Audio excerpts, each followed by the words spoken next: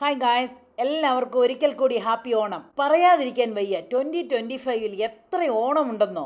ഈ തിരുവോണ നാളിലെ ഓണവും ഞങ്ങൾ അടിച്ചു പൊളിച്ചു. ശരിക്കും അത്തം മുതൽ തുടങ്ങിയതാണ് ഈ ഓണാഘോഷവും ഓണസദ്യയും എല്ലാം. ഇന്ന് തിരുവോണം നാളിലും അതിഗംഭീരമായ ഒരു ഓണാഘോഷം ഫ്രണ്ട്സും ഒത്തു നടത്തി. അത്തപ്പൂക്കളം ഇട്ട് തന്നെ തുടങ്ങിയതാണ്. ഈ പൂക്കളം ഞങ്ങൾ തറയിൽ തന്നെയാണ് ഇട്ടിരിക്കുന്നത്. പിന്നെ തിരുവാതിര കളിക്കാനായിട്ട് ഞങ്ങൾക്ക് സ്ത്രീകൾ കുറവായതിനാൽ പുരുഷന്മാരും ഞങ്ങളോടൊപ്പം കൂടി. അതാണ് ഓണത്തിൻ്റെ സ്പിരിറ്റ്. ഒരു പ്രാക്ടീസ് പോലും ഇല്ലാതെയാണ് ഞങ്ങൾ കളിച്ചത്.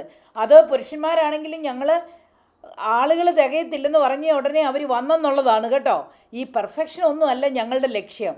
ഇതിലൊക്കെ പാർട്ടിസിപ്പേറ്റ് ചെയ്യുകയും എൻജോയ് ചെയ്യുകയുമാണ് ലക്ഷ്യം.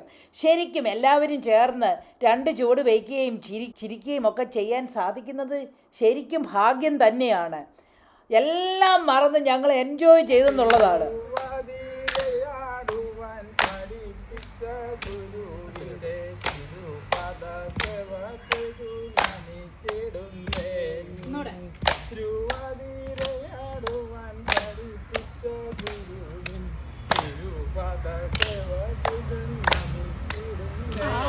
Good.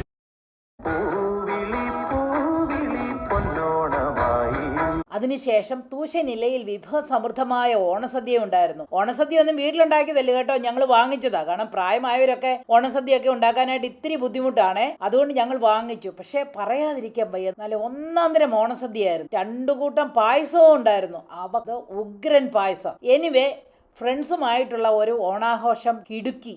അപ്പോൾ എല്ലാവർക്കും സുഖത്തിൻ്റെയും സന്തോഷത്തിൻ്റെയും സമാധാനത്തിൻ്റെയുമായ ദിനങ്ങൾ വരട്ടെ എന്ന് ആശംസിച്ചുകൊണ്ട് ബായ്.